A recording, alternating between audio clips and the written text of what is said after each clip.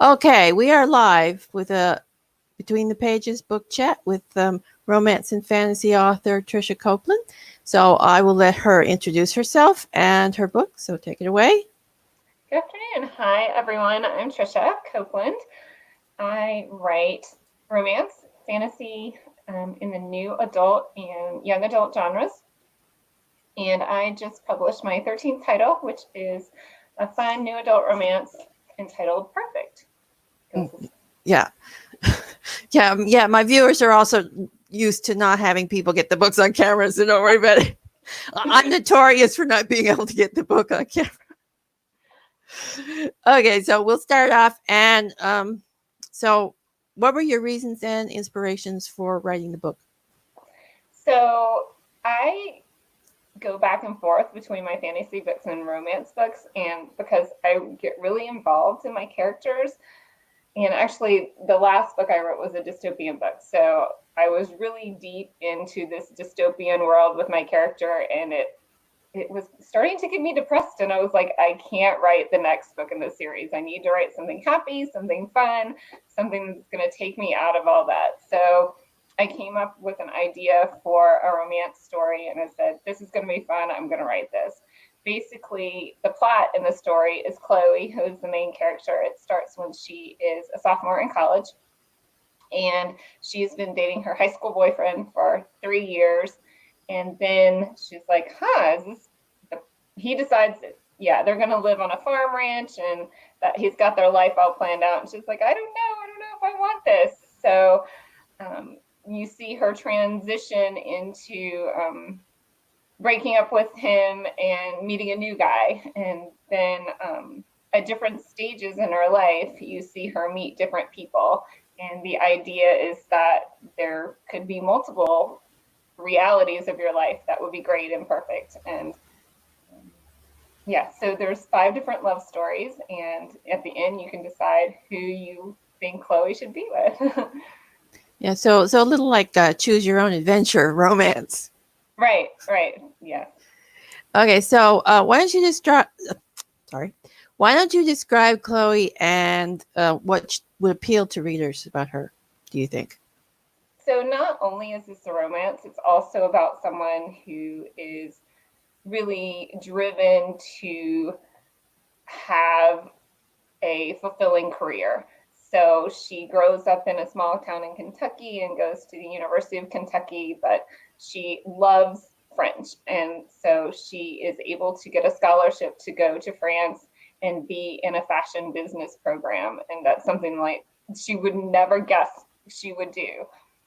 And she's not really into fashion, but she's really into business. So that's why she goes into the school. But she launches her career into the fashion industry on the business side of the fashion industry and ends up living in New York City. So not only does she find love, but she also finds a fulfilling career and follows her hopes and dreams and just makes where she wants to go happen. Like she works really hard to get where she wants to be in her career as well as interpersonal relationships. Yeah. So what would you consider her best traits and her worst traits? Her best traits are that she's really driven and excited and loves adventure. She loves traveling, and she, I think her worst trait, it's hard to see what her worst trait may be, sorry, my screen went blank for a second, it timed out. Her worst trait may be that sometimes she puts more into her career than she puts into her social life at some points in the story. So you see her a little bit frustrated that at 30, although she's vice president of her company, she hasn't met the person of her dreams. So I think it's learning to balance all those things at different times in our lives. Yeah, well, we all have that problem every now and then. Okay, so you said there's 5 different romances in the book. So why don't you describe some of her love interests for the... Sure. So Adam is her high school sweetheart, and she meets him when she's a senior in high school, and she continues to date him. And he is in the horse industry in Kentucky, and his family owns horses and has a ranch, so he's very much dedicated to his family business, and that's where he sees his life going. Her second romance is someone she meets when she's in Paris. His name is Chase, and his family owns a vineyard in the Rhone Valley in France. So you see them connect, and her envision a life of living in Paris and in France. Then her third romance is sort of a surprise romance. It was funny. It ends up being the third one, but it's the last one I wrote when I was writing because I just wanted to add more to the story. But she meets him in New York City, and they're coworkers. So at first, she doesn't think of him as a romance interest, but as their friendship grows, her feelings for him grow. And then the next romance, let me see, 1, 2, 3, 4, is someone who hits her with his bike. Like he's rounding a curve in New York City, and he knocks into her and her mom. Or they're starting to cross the street, and that's part of how that romance goes. So, sounds like fun. Okay, so you've got different settings in the book, from Kentucky to Paris to New York. So why did you settle on those places? I don't know how I picked Kentucky in the beginning. I wanted it to be small town. I've driven through Kentucky. I had never really stopped in Kentucky, but I have a friend who went to the University of Kentucky, and that's sort of where it's set where she's in college. So I was drawing in that a little bit.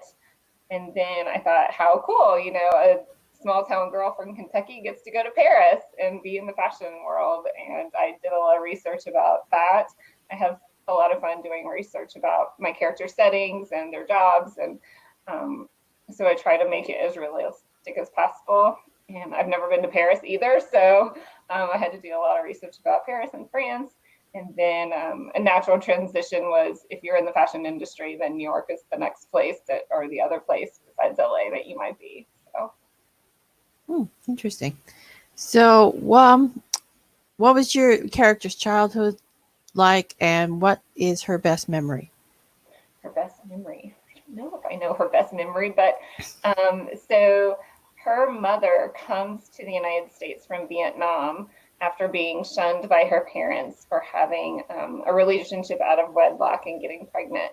So her mother comes to live with her sister in Kentucky, and that's Chloe is born in Kentucky, and she's raised with her aunt and her uncle and her cousins. And they own a restaurant in this small town in Kentucky. And I don't know if I know her best memory. It's funny, I'm writing the sequel now, and there may be more best memories in that one as far as her childhood, I think. So. Okay. So, are there any an antagonist in the book, or is it sort of like a situational thing? There's not really antagonist. A couple of times in the book, she's struggling.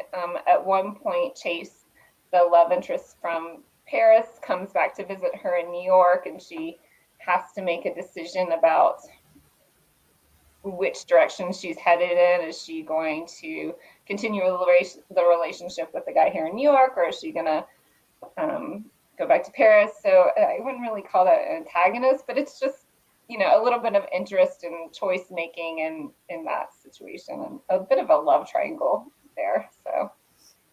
Okay, so what was the hardest scene for you to write in the book? The hardest scene to write in the book. Oh, wow. That's a hard question, too.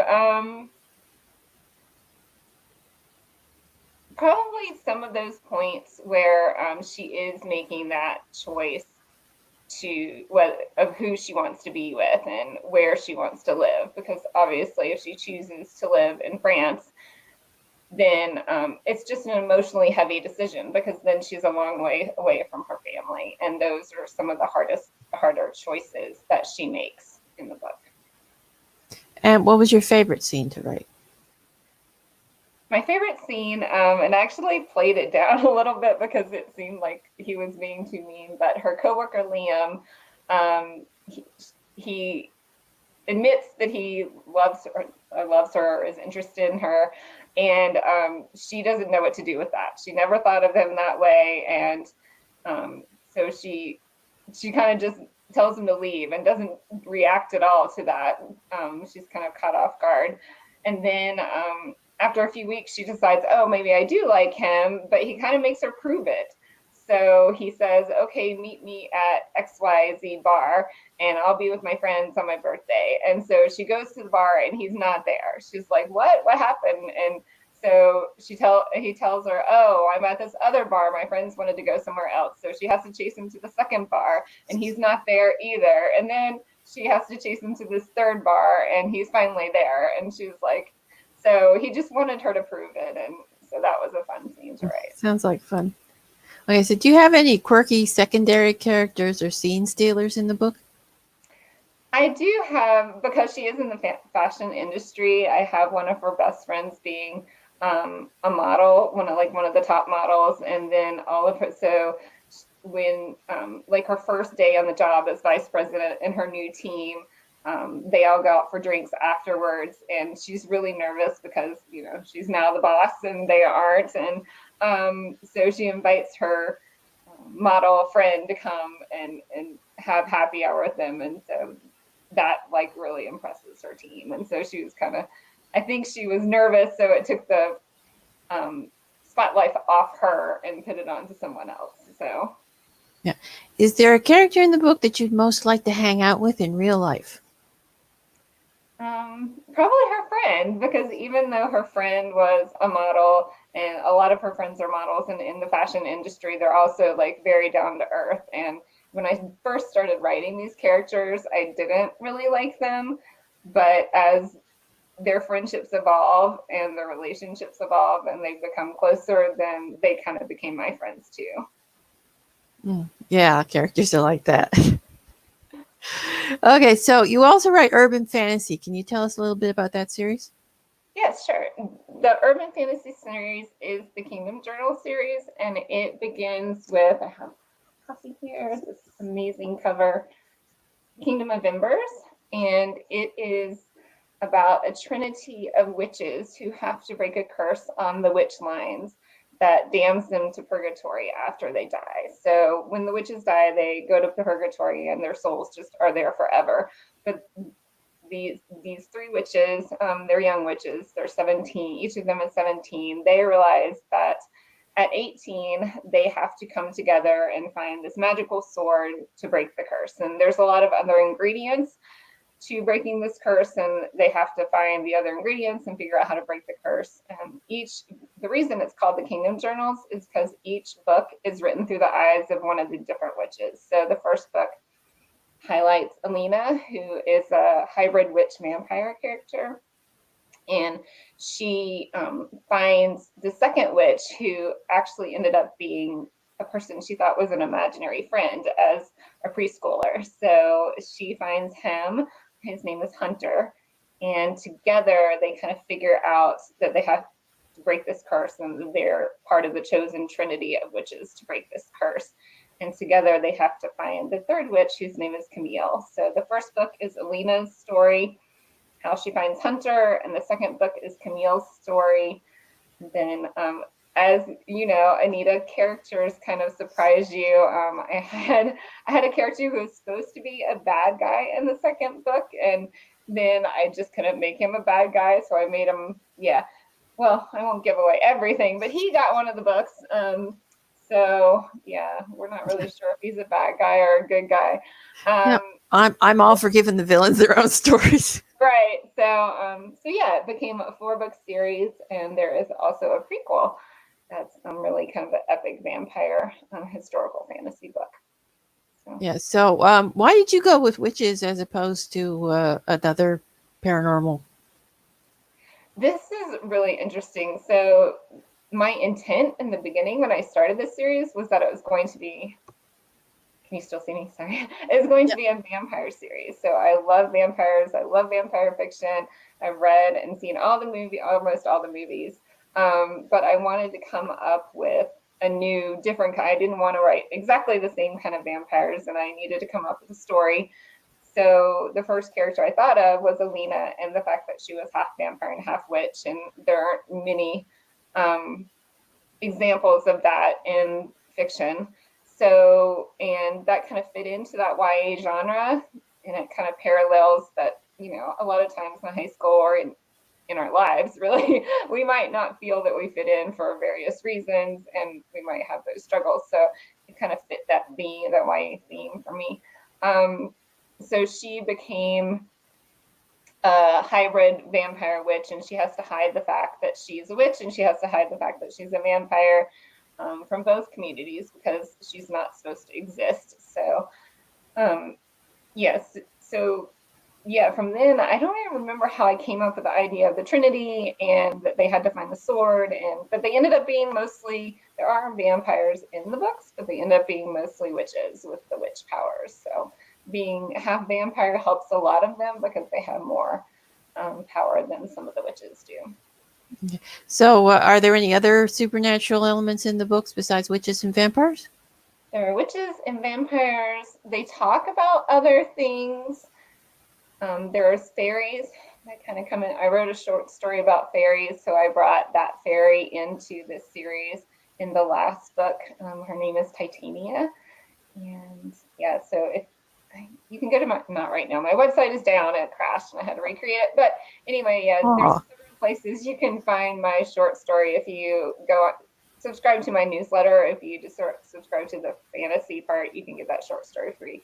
So it's Titania is a fairy, and she's the queen of her kingdom, I guess you should say. So she comes into play. They talk about werewolves, but I don't have any major werewolf characters. So those are elements that I could bring into the series down the road. Yeah. So you write fantasy romance. You've mentioned dystopian. Are there any other genres that you consider writing in, or that haven't tried yet? I'm pretty happy. Like, I like the series I have, and I don't feel like they're all finished yet. So I think I'm gonna stick. I think I'm gonna stick with these, and I like going back and forth between them. Like I said, like I'll write a dystopian book, and then I'll write a fun romance, and then I'll write a fantasy. So I'm not like just in one genre, and it doesn't weigh on me too heavy when I have to like plunge my characters into despair. So. Okay, so do you have any? What's your next project? My next project is the romance. I'm planning to do, so the first part of the romance is her love of Adam, her high school boyfriend. And so the next book in the series is going to be called Kentucky Perfect. So it's set in Kentucky, and it really dives into more of what if she stayed with the guy from Kentucky? Like, what would that look like? And would that work for her? So that's going to be fun, because in each of these like 5 little stories in Perfect, I only show a short snippet of the beginning of their relationship. I don't show like their whole relationship and the different nuances and things they go through as if your relationship progresses 1, 2, 3 years, and what does that look like? So yes. I think that's going to be a lot of fun to write. Sort of a speculative romance series. It is, yeah. Yeah, you can create your new genre created right here. Okay, well, so that's about it, and I'd like to thank you for being here, and you can tell the audience where they can find your books and where they can find you online. So yeah, I really appreciate you having me today. You can find my books on Amazon, Apple Books, Nook, Kobo. I have 2 audio books, Kingdom of Embers and Kingdom of Darkness. My YA urban fantasy are now on audiobook with amazing narrators. Those sound great. You can listen to snippets on SoundCloud. I have playlists on Spotify, and obviously all your favorite social media. My website is triciacopeland.com, which has a few pages right now, but really the best place is to go your favorite bookstore, and Goodreads is a great place to find all my reviews. So. Okay, so be sure to check out her books, and thank you for being here, Tricia. And we'll be back tomorrow with another Between the Pages book chat. So I'll see you then. Bye. Bye, guys.